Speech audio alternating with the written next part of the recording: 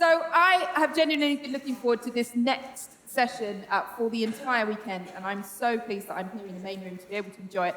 I am always fascinated by conversations between creators to find out really what's going on behind the scenes when something that I really love is made. And I feel like this is a great conversation to have at QEDCon. It's something you can't get anywhere else. And this conversation that's about to happen on stage is between two people who produce some of the favorite stuff of mine that is around. So it's a conversation between a producer and an artist. And the last time I saw both of these people was at the Royal Albert Hall when the artist was performing and the producer was producing. So I'm fascinated to hear how all of that came together. Please welcome to the stage to introduce the session, the award-nominated Occam skeptical activist, producer of Cosmic Shambles and many other things. Please, Trent Burton.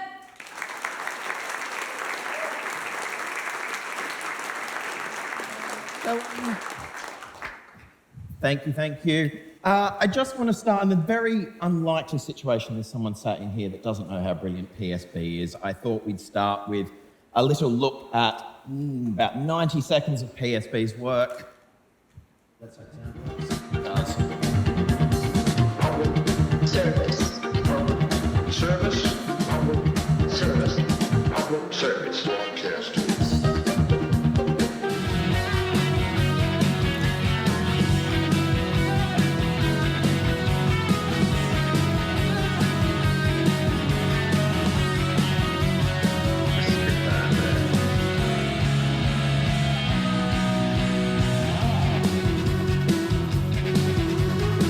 Everything's still looking very good at this point.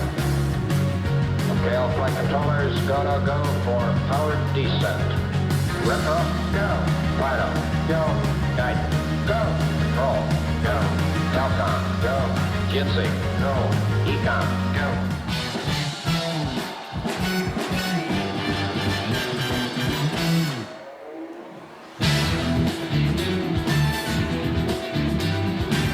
Good. Go on, mankind.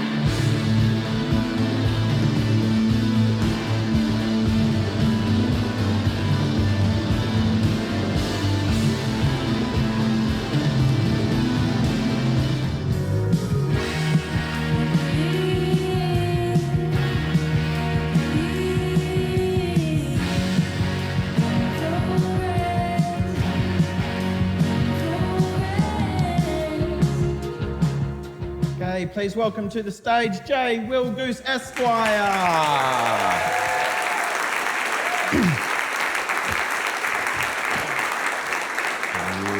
Hello, Jay. Hello, hi.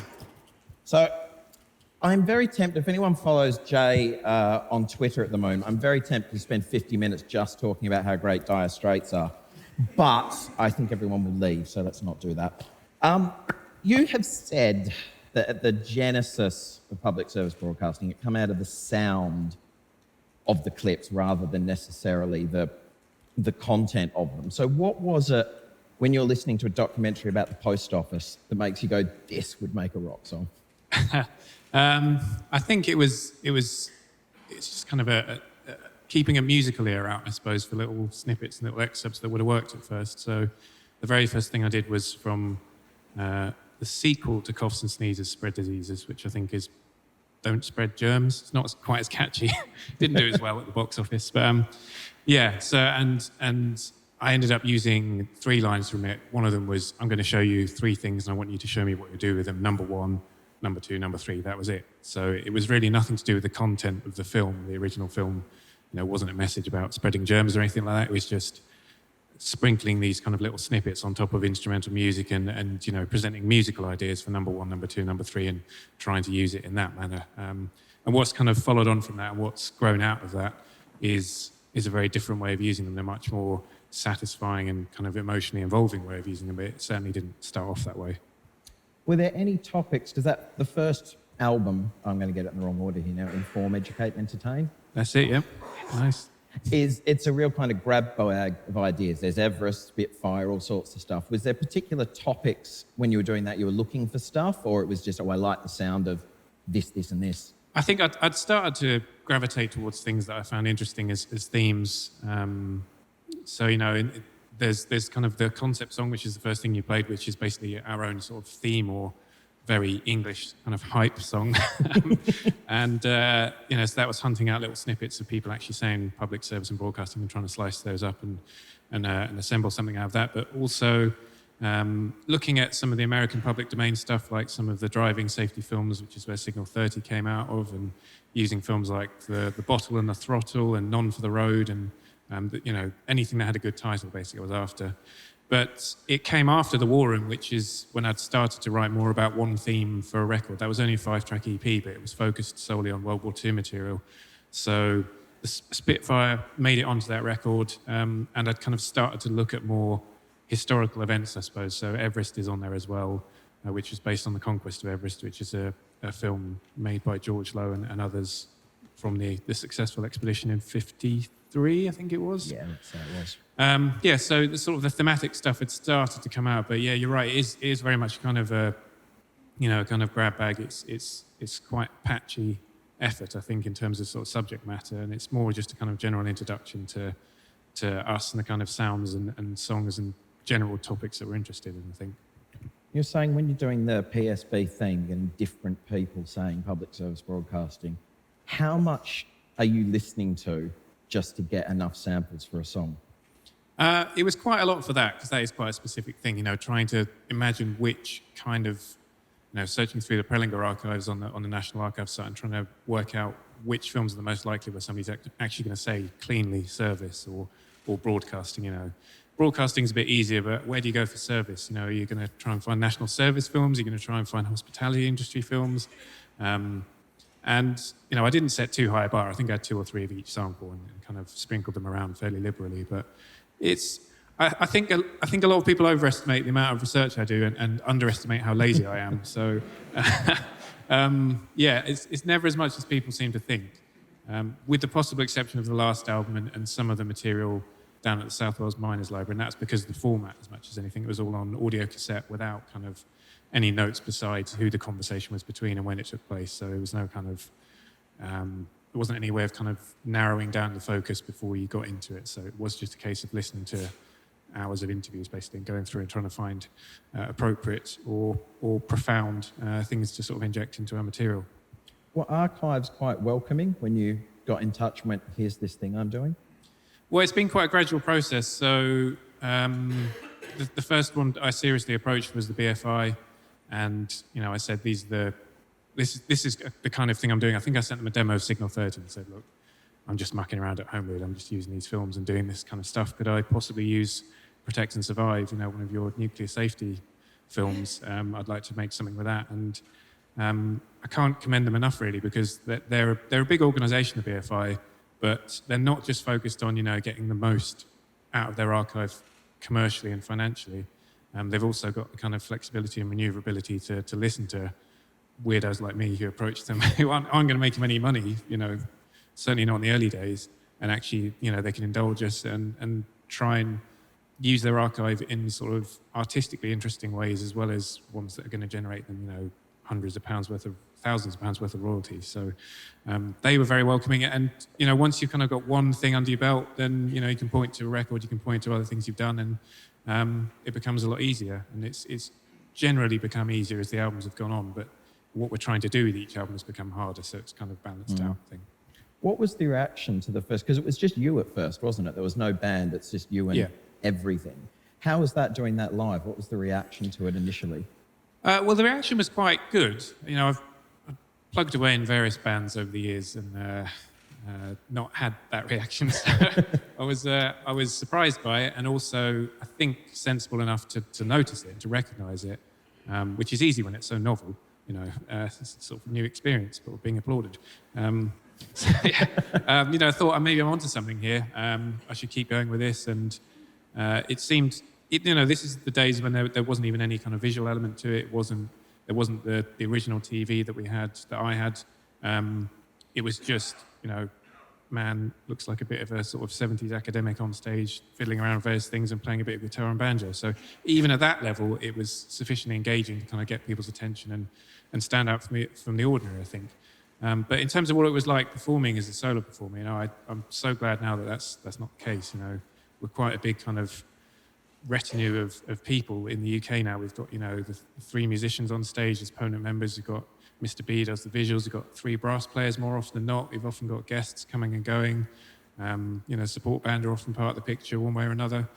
But performing solo, it was just quite lonely, really. It was quite sad in some ways. When you'd had a bad gig and you were just packing it all down yourself and putting it in the back of the car and driving off. It's quite dispiriting at times, but thankfully, Like the good experiences. A lot more kit. Well, yeah, I suppose so, yeah. When you've had a bad gig as a stand-up, at least I suppose you can just hand whatever microphone it is back and walk out the door. And you could probably have a drink or 2 while you're doing it. So kind of, if nothing else, not that I'm advocating alcohol reliance as a means of coping with disappointing events, but, certainly in the early days of performance, it's nice to be able to have a beer and just relax either before or afterwards. And if you're driving, it's not a possibility. Didn't stop me not drinking from writing off my car after one gig as well, just from total lack of attention paid and tiredness. And, it's quite a demanding thing, I suppose, sort of being in charge of everything like that. So, it's not something I ever really want to go back to. It's not like I kind of hark back to the golden days of when it was all about me. No, it's terrible. I don't want to go back there. So Wrigglesworth was the first person that joined. Yeah. And then you moved on to Race for Space as the second album. What made you go, we want a theme for this album? Before it was even space, did you decide I want a theme for this second album, or was it always going to be a space thing coming up? It's quite hard to unravel the sort of the genesis of ideas as you look back on them, and actually you end up sort of telling stories that work in a bit more of a neater way than ideas tend to happen, I think. And I've kind of come up with a story. I don't know if it's true, but I've come up with an explanation for what happened based on being at the Fringe in Edinburgh on my own and kind of busking and flying during the day and trying to get people along to a show in the evening, which was also hard work and quite kind of dispiriting in its way, but actually also toughening. It kind of toughens you up a bit and gives you a good sort of sense of discipline and helps you understand what it is that you're trying to do. If you've only got 5 seconds of someone's attention as they're coming past and you're trying to give them a flyer and say, like, come to my show, because you suddenly realise you need quite a pithy description of what it is that you're doing and what it is that you hope people can get out of it. And it was quite a formative experience, that. And I think I'd already had the idea for the War Room, had the idea that I'd like to write about something thematically linked and sort of show that there's more depth to this than just kind of sprinkling of, like the grab bag, I suppose, the grab bag approach, and try and use a bit more of the historical narrative to kind of, weave our own musical narrative. So the War Room was kind of like a concept there, but I remember thinking, if I ever come back to Edinburgh, what would I come back with? What would I have that would try and be a stronger concept? And I think that's when the idea for the Race for Space came about, because I've always loved space travel, space exploration. It is a kind of personal passion in a way that other things that we've covered haven't necessarily been. The World War II, I knew next to nothing about. I dropped history at school as soon as I could because it was too much hard work. It was too many. You had to do 6-page essays for history, whereas you could just do one-sided answers for languages. So that was easy. Go for that, obviously. So I came to it from a position of profound ignorance, World War II stuff, and actually being able to do something like this is more of a passion project, and tell such a dramatic and engaging and improbable story, and try and add something new to it. It was just it all kind of came together, I suppose. Was it difficult working out which bits of that story you wanted to tell? Because the album basically starts with JFK saying we'll go to the moon, and Bravo including the and do the other things bit. Yeah. My dad was always like, why does he say do the other things?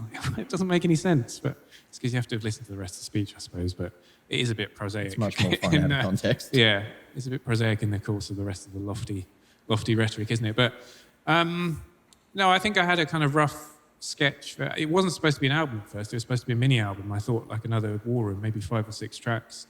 And I knew Apollo 11 would have to be on there. I didn't want to cover it in too obvious a way. I didn't want to just have one small step for brackets a man, depending on your interpretation of what he said. And obviously JFK I wanted to get on there, but again, try not to rely on stuff that had been overused, I suppose. And that's probably the most famous thing that ended up on the record is that JFK speech.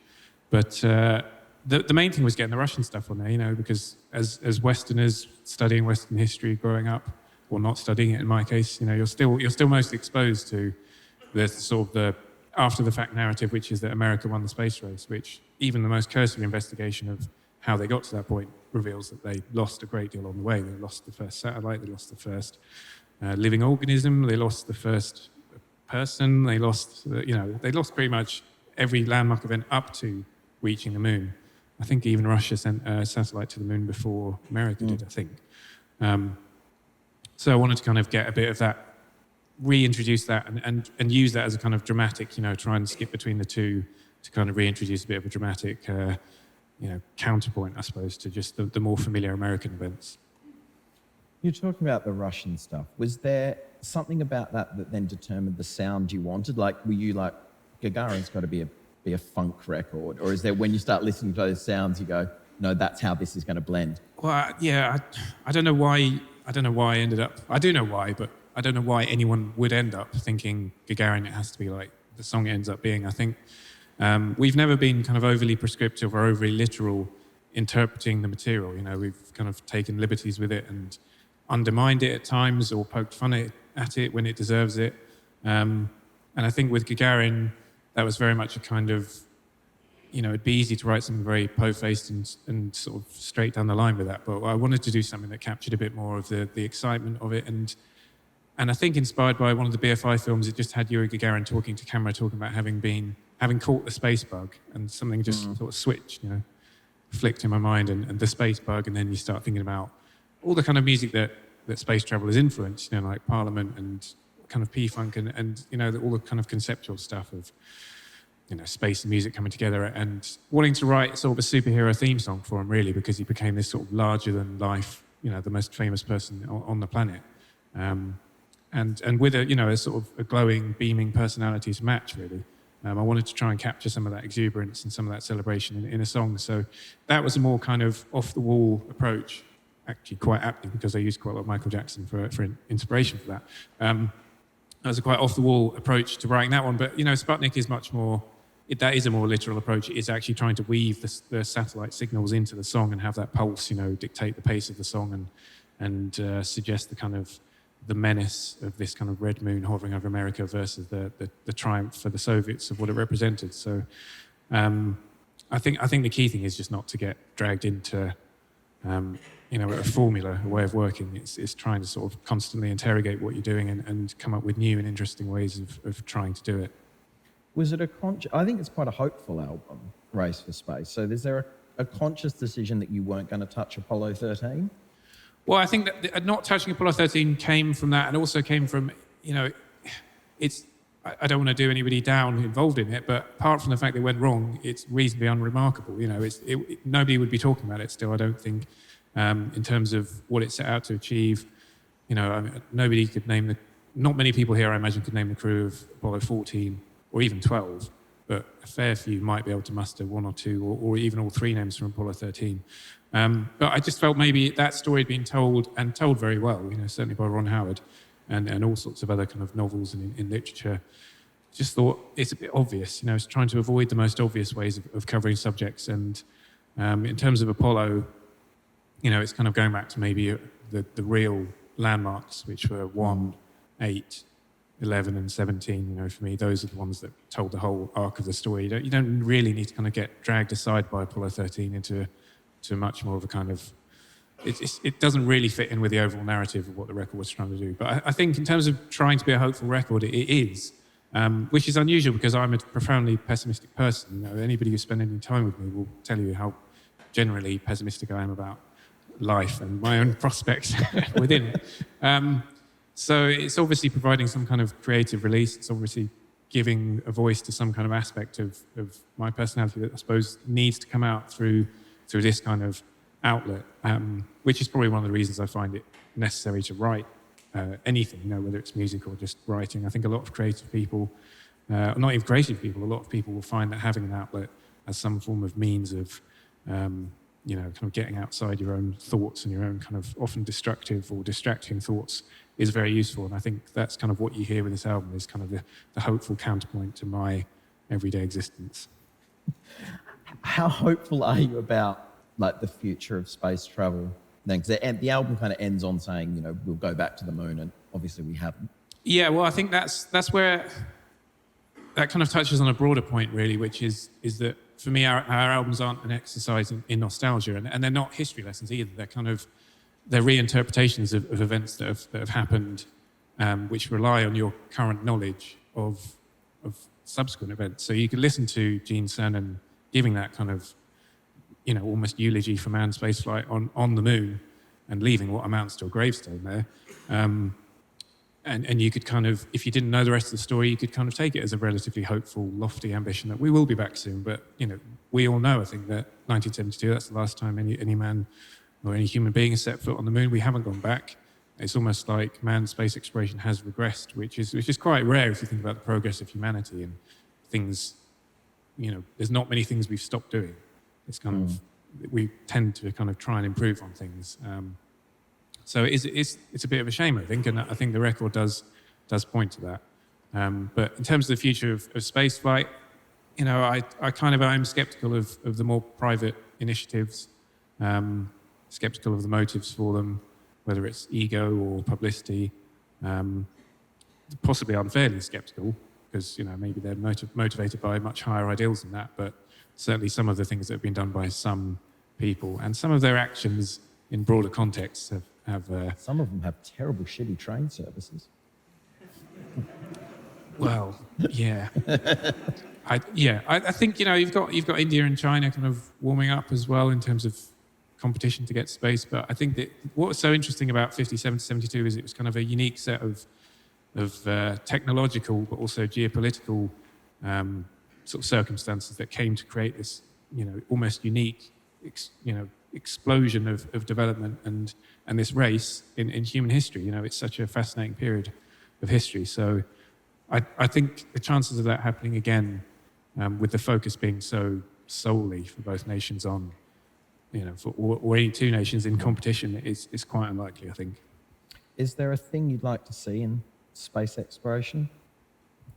Either in the next few years or in your lifetime? I'd love to see us get to Mars, you know, in my lifetime. I'd love to see that, but I'm not entirely sure that we will. I don't know. It seems like there's a long way, literally and metaphorically, there's a long way to go before we're looking at that as a possibility, I think. Do you feel like we've lost some of the awe around space? Like back then, it was every time there was a mission, everyone was ridiculously excited. Now, even though there's, you know, a near disaster this week, it's all a bit ho-hum. Here's another rocket, here's another. I think, yeah, I mean, even Apollo, you know, with the declining ratings as it was going on and declining public interest and therefore public support for it, just tells you how quickly the novel becomes the familiar, you know, for humanity. And it's probably one of the reasons that we've kept driving forward and, you know, not resting on our laurels as a species, you know, and continuing the pace of development and the pace of change. So it's kind of a double-edged sword, really. You know, it is a shame that people lost interest in something so quickly, but at the same time, that is kind of one of the fundamentals of why we've been so successful as a species, I think. So, yeah, it's hard to kind of give people too hard a time for that. What was NASA's reaction to it when I mean, most of their stuff is free to use anyway, essentially. What was their reaction to the album? We weren't aware of any kind of official reaction. I'm still not aware of any official reaction. I know, you know, we've met and spoken to lots of people who work there or used to work there who are overwhelmingly enthusiastic about it. I've not had anybody get in touch and say, I don't like it, or you shouldn't have done that, which, you know, that's always what I'm expecting to hear. And it hasn't happened, which is lovely. I think the most extraordinary message I received was just from Jeannie Krantz, who is Gene Krantz's daughter. Gene Krantz was the flight director of Apollo 11, whose voice is all over our song Go, and who's memorably played by Ed Harris in the film Apollo 13 with his kind of buzz cut and his white waistcoat. And he had just heard it. He'd found the song, he'd bought the record. You know, I couldn't believe he'd bought it. Gladly would have sent him one, but and it, you know, she just sent me a photo of him holding it with a thumbs up. And that's incredible, you know, because I wrote this album in what is essentially the back end of a garage in southeast London, and you don't think it's going to have that kind of connection with anybody, much less the people who are actually involved in it. You know, it's still quite hard to believe that happened, really. There was a lovely moment when we did Space Shambles at Albert Hall earlier this year when you were doing your sound check. The entire Albert Hall was completely empty, and the only two people sitting in the audience were Chris Hadfield and Rusty Schweikart from Apollo 9 while you're going through Race for Space. And there's this moment where I was like, this is a bit weird, isn't it? Although Rusty was picking voices out of the recording. Was he? I was in the room when that was recorded. Yeah, that was lovely. I do remember looking out and certainly seeing Chris Hadfield out there and being like, "Oop!" But no, our sound checks can be quite indisciplined at times. Often impromptu versions that don't really perform any function besides amusing ourselves. So we had to be quite well behaved that day. Inevitably, when you do anything about the moon landing, there's a certain group of people that tend to appear. We got pity when we were doing Space Shambles that we'd fallen for the lie. Have you had any of those people appear, presumably on Twitter? A few fans of sort of, people who seem to like the record have expressed sort of doubts that it ever happened. Yeah. Mute, block, don't respond. I think I tried to engage them and just say, I think that's a shame. I think any actual logical and healthy interpretation of any kind of facts would point you to this having actually happened. But there you go. It's ironic that the people who are most sort of scathing and cynical about other people swallowing untruths, hook, line, and sinker, they seem to rarely interrogate the things that they're presented with in terms of counterfacts, I suppose. Well, not facts is far too generous a word to give them, but I'd quite like to sit down with somebody who genuinely believes it and just say, like, okay, or just I'm going to take you through it. So, did Sputnik go up in '57? Do we have satellites above us in the sky now? And they probably, at what point would they be like, yeah, that's when they got you. So I said, did Yuri Gagarin go up? Well, probably. Did Al Shepard go up? Well, probably. Did the Mercury missions happen? Well, probably. Did Gemini happen? Well, So America and Russia were engaged in a kind of race to the moon, and you think it was all about propaganda, but you don't think the Russians would have said they didn't actually go and have proof and be able to monitor whether they were. Where does the veil of idiocy drop down? There's a big group of people that seem to think Apollo 12 happened, but not 11, which always interests me. I can't get interested in any of that. It's just that is the correct response. Life is too short. We're going at the end. We'll have about 10 minutes for Q&A as well. So have a think if you've got any questions you want to Not ask. about that. Jay. I want to ask about the golden record as well, because I think if we did a golden record now, we could arguably put a PSB song on there, a space songs we got. What would you stick on, apart from Dire Straits, obviously the complete works? What would we stick on a golden record now? It's probably going to end up being whatever's the most popular music of the day, isn't it? Because it has to be something that's broadly representative of humanity. So much as it pains me to say it, probably be some Ed Sheeran of some description. Take off Chuck Berry, add on Ed Sheeran.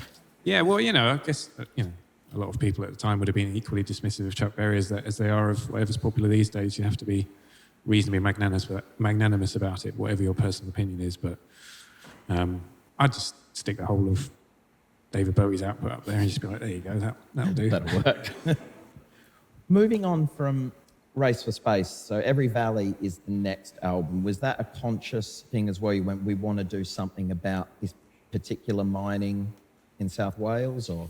Yeah, and more to the point, actually, we want to, as I was talking earlier about constantly interrogating what you're doing and why you're doing it, and not falling into a formula and not doing things that are too obvious.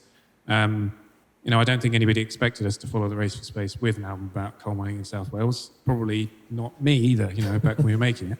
And it appealed to me for that reason, to sort of just take a left turn and just sort of do something just do something quite brave, really, quite a brave and sort of courageous experiment, because it's not something that's an easy sell. It's not a topic that gets people interested in the way that, space has this kind of broader appeal. It has people who, kind of broader enthusiastic community and Spitfires and Mountaineers and all these kind of things. I suppose you could be quite cynical and say special interest groups are going to ensure that you're well represented at all of those. And I think it was an attempt to just tell a different kind of story and do it in a different way to the stuff that we've done before.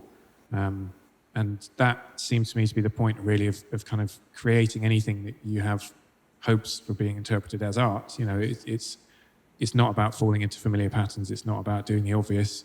It's about taking risks, and it's about trying to use your voice to say something without becoming kind of overly hectoring and didactic, I think. So that's really where the motivation for doing something like Every Valley came about. But, you know, also had more kind of prosaic and more pragmatic origins in that, you know, the BFI, again, they have all the National Coalboard films. They have a very healthy database of where all this stuff is maintained. And, you know, you can really, no pun intended, drill down into it and kind of find the stuff that's going to be most relevant to you. So that kind of set the ball in motion, as it were, and then kind of focused particularly on one community, because I thought if you focus on one community, you might actually get more of the human element to this story in there, rather than like something that's too kind of broad, really, to pin any kind of real human emotions on. Because that's what's nice about the story of that. Like, initially you'd think you're doing an album celebrating coal mining. That doesn't seem to make any sense. But it's really about this one group of people and their story. Yeah, and that's a kind of a pushback against the race of space, you know, and to try and, I keep coming up with terrible album-related puns, but to try and escape the orbit of the race of space, you know.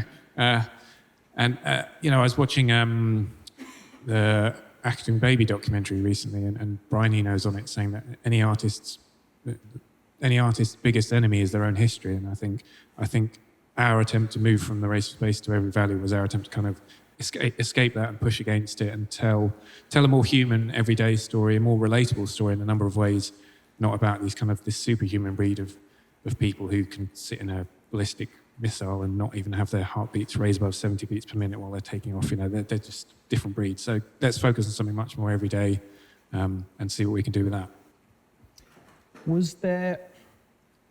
The first albums, it's pretty much all samples, and you decided there's a bit of singing from you and other people on the new album. Was that a decision to go, we want to move, if we're moving subject matter, we want to try and do something different musically as well?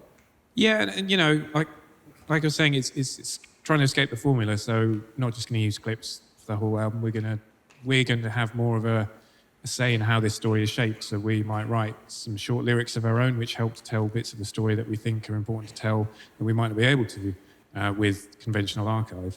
You know, being able to ask James from the Manics, obviously a very strong South Wales connection, to sing lines from a poem written by Idris Davis, who is, you know, a kind of very famous South Wales poet about coal mining.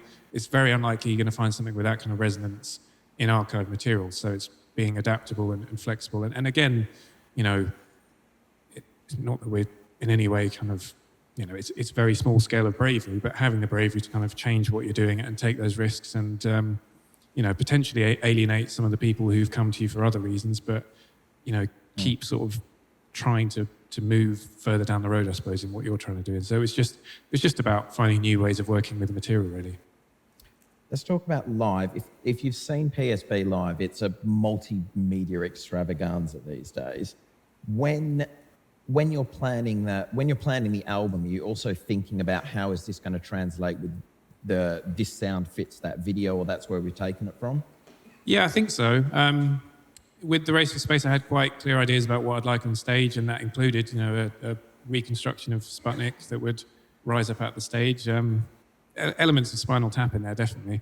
But yeah, there's one gig in Sheffield where, because of the very low ceiling, basically it only rose about 12 inches and then stopped. So it was a little bit Stonehenge, but yeah, you know, I had quite a clear concept, and Mr. B does the visuals and set design. You know, is very kind of good at taking my very vague, you know, like, oh, wouldn't it be good to have this? Wouldn't it be good to have that? And actually translating it into reality. So again, with Every Valley, you know, it was about can we have kind of some moving element in terms of miners' lamps that we can kind of choreograph, that we can flicker on and off, that we can kind of bring in and out of the action as and when appropriate. Can we have like mechanical pit wheels either side of the stage? We didn't want to be as kind of gimmicky as we had been with previous albums, you know, so we don't bring out a dancing miner in the way that we do bring out a dancing astronaut or cosmonaut for Yuri Gagarin. You know, have to kind of give the respect that each subject deserves to the subject. But yeah, you definitely have a vision. And I'm not going to say anything particularly about the next album, but I already have a vision of what I would hope it would look like and the kind of stage show it would represent and the kind of performance you'd be looking at and you sort of, it's all formulating kind of simultaneously in your head. Because a lot of your live shows, I imagine the timing needs to be very precise. With like a song like Go, where everything is perfectly synced up. Yeah, we played it one bar out of time one night, so that was fun. Yeah, that was it's reliant on a whole host of technology, and it's reliant on a great deal of synchronization and you know accuracy in terms of performance as well, and everyone knowing what they're supposed to be doing in at what point of the set, I suppose, while also trying to retain a degree of potential for improvisation and for things to change every night, and for it to actually have an element of musical performance rather than be this kind of huge, you know, monolithic thing on rails that can't deviate, and it's essentially the same thing every night. You know, you're supposed to be able to tell when you've had a good night or a bad night. It's not kind of all preset, I suppose, or preordained. So it's trying to build that environment where everything works as it should do most of the time, but also you've got this capacity for improvisation and innovation within that. Are there any songs when you're building them, you know, this is the one for live, this is where we get to muck around and be a band? I think the only one I really ever had that with was Go, you know, and it was almost before I wrote it because I heard the samples for the chorus and just was like, that's it, you know, I'm going to write a song that's as fast as I can physically play it, and it's going to have that as the chorus, and you can imagine people kind of shouting along with it once they're familiar with it. You know, it doesn't need kind of bells and whistles. It can be kind of stripped back. It's quite a bare orchestration or instrumentation for that song in terms of normally I'm throwing loads of stuff in, but for that it's really 1.5 guitar tracks, 1 synth track, drums and bass, that's it. And it's kind of stripped back like almost like a rally car, you know, for optimum speed and just like pure purpose. And as soon as I put that together, even as a demo, I knew that one was you know, much better than most of the stuff we normally do, and was probably going to be a bit of a winner. But they're very rare. I think you're very lucky if you even get one. Yeah, and it was an interesting feeling, you know, feeling so confident about one song, because it's not my normal attitude to anything I create, and I kind of knew with that one. It's almost like the equivalent of I've been listening a lot to Graceland recently, and if you watch the documentary, which I heartily recommend, Under African Skies, which is about the kind of creation of that album and the political controversy about it, there's a moment where I think before the album comes out, before anybody's really heard anything, he goes on Saturday Night Live, I think it is, with Ladysmith Black Mambazo, and performs Diamonds in the Soles of Her Shoes, and the crowd just go absolutely, they just lose it. They're all dancing. It's just like the most joyous instant celebration, and you can see Paul Simon realizing this is a winner. You know, it's that moment. I've always wondered what it's like for other people. When did they know? Did they know? And that's the only moment I've ever had where I've thought, you know, this is probably going to connect with people. Right, if anyone's got, I think Helen's got a microphone or is going to send a microphone round. Oh, yes, right. If everyone wants to make their way to the mic, if they've got a question. I've got a, can you, oh, cheers, thank you. Hi. Hi. I'm starting a project. An absolute passion project. Got no money. To kind of tell a story of my grandmother, who was an entertainer, an actress, a singer, a comedian. She's kind of, you know, she's had small bit parts in things, and I want to kind of collate her story. I've got her diaries, I've got things she's written, and I'm kind of at a loss of where to start with it. I've kind of collected the odd bits, collected her kind of internet movie database, all that kind of thing. And God, yeah, where do I start? How do I do it justice? Well, I mean, are you talking about writing something, or are you talking about, you know, music? Or It's going to be, I mean, I think because she was a comedian and an actress, so she's on certain films, and she kind of sung in the pubs and clubs in the 70s. So we have videos of her and things like that. And I do want it to be kind of very multimedia to tell her whole story. And I'm just kind of stuck where to start. I mean, I don't necessarily, I'm not necessarily in the best position in terms of giving out advice, really, because, you know, I'm just one person who's found their own way of doing it. But I I suppose if something appears as an insurmountable task in life in general, the best thing is to just try not to get overwhelmed by the bigger picture, try not to get kind of weighed down by the impossibility of you know, you look at it as a whole, you are going to be overwhelmed. So try and focus on, you know, just doing one little thing, just one step at a time, just put together one thing about one particular part of her life, or try and tell, you know, once you've got one step in the chain, you'll find that other steps kind of follow on, and before you know it, if you kind of step back and look at it, you'll actually have something that tells at least part of her story, you'd hope, but don't get too bogged down. You know, it's like anything in life. If you look at the whole thing, you'll just be like, never going to do it. So just start something and try and finish at least one little fraction of it, I'd say. Thank you. When you're building a song, how are you building it? Have you got post-it notes of all the bits you're going to use? Have you got a desktop that is Gagarin 1, Gagarin 1 final, Gagarin U2? Just like a list of... I've got notes from archive material that I've gone through, and you know, I've kind of put bits of bold in things that I think are going to be particularly useful. Quite often I'm writing without actually having found the archive. So especially with Every Valley, songs like They Gave Me a Lamp, and it was a song about women's support groups, and it was a song about, you know, women kind of realizing their political power and starting to express their political voices. But I didn't have any of the archives, so I was trying to just put that into music first, and then hoping, trusting that, you know, much as I was just saying to you, I suppose, that other steps in the chain would kind of fall into place later on. So there isn't really one process. You know, Go was a lucky one where I had material. I was confident I could do what I wanted with it, but quite often it's a bit more of a leap of faith, and you just start off down a road without really knowing how you're going to get to where you end up. Anyone else? Yeah, so listening to the Race for Space and then Every Valley, it sort of feels like, from an outsider, it feels like the Race for Space is all about the wonder of progress, and then Every Valley is about what happens to people who get left behind by progress as coal mining kind of moves on and leaves those communities behind.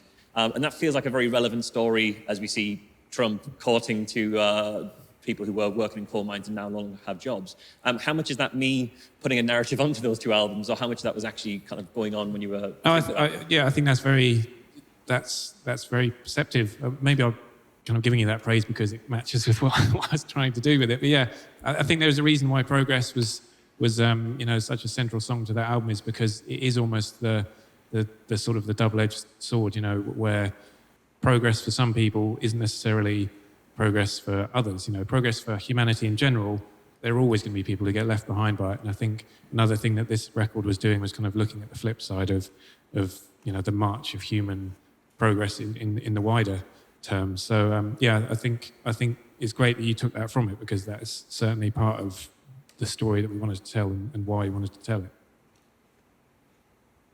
Anyone else? Yeah, let's jump straight up.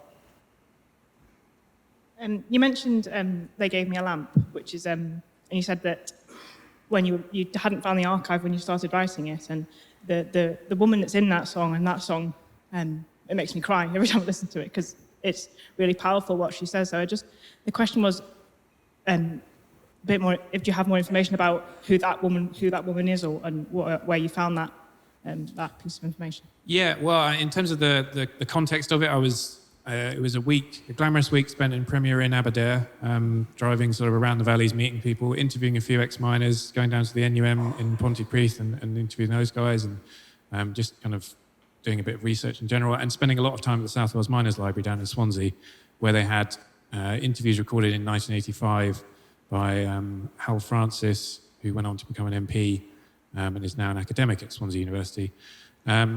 And yeah, so great swathes, you know, kind of shoeboxes full of this material on audio cassette, not particularly well documented in terms of the contents of it. So I bought myself a little transcription kind of tape player so I could speed it up while I was listening to it. So I was listening to Welsh voices, heavy Welsh voices at about 1.3 speed, which was a challenge. So I think my first experience of finding that quote would have been, you know, it's almost like this little kind of light bulb goes on. You almost get this premonition before you hear that somebody's about to say something that's going to resonate with you. I can't put my finger on it, but you just get this kind of feeling like, pay attention because the next bit's going to be important. And I would have just heard, you know, a very fast Welsh voice speaking about the kind of messages that young girls are given and the messages that young girls are raised, believe they can do certain things, or they're cut out for a certain way of life and not others. And that's spoken by Christine Powell, who was a teacher at the time. And I've met her since then, and you know, she's a very strong, formidable woman, as you'd imagine. And it was, just a great pleasure to meet her and to say thanks for allowing us to use her voice on the song. But you can kind of sense the strength of her character and almost the frustration, I suppose, of operating within the confines that kind of society creates for women in that song. And I think it's, especially working with very male-heavy material as we do, it's just nice to be able to be taking that message out and about and around the world and kind of having that message as part of what we do as well. We've only got a couple of minutes left, so I just wondered if you could tell us a bit about the new EP, which is out very soon, which focuses on Titanic and that story. Yeah, I think in all honesty, it's not a subject I would have covered off my own bat. It's not something I would have been like, oh, that'd be really interesting to do. I think the interest in it came from being asked by the BBC to play at the biggest weekend, which was held in Belfast this year on the slipways where Titanic was built, and if we'd consider writing something about it. So that kind of got the ball rolling with the initial spark.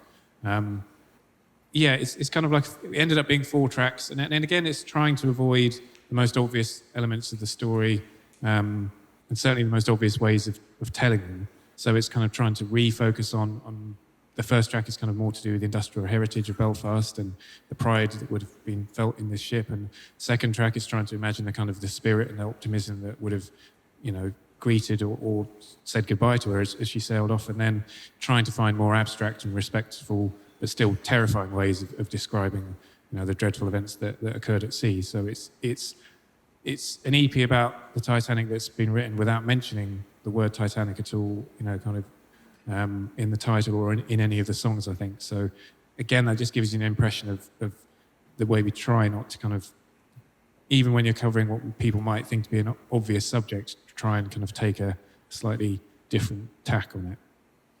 Right, well, we are out of time, unfortunately. That is out October 26th, White Star Liner, it is called. I think there's still a few tickets left for your Albert Hall show. Yeah, we put a few in the choir stalls November behind. 1st. Yeah. Which inconveniently is on a night I have a gig, so I can't go, so that's unfortunate. Check out Cosmic Shambles. J Willgoose Esq. Thank you.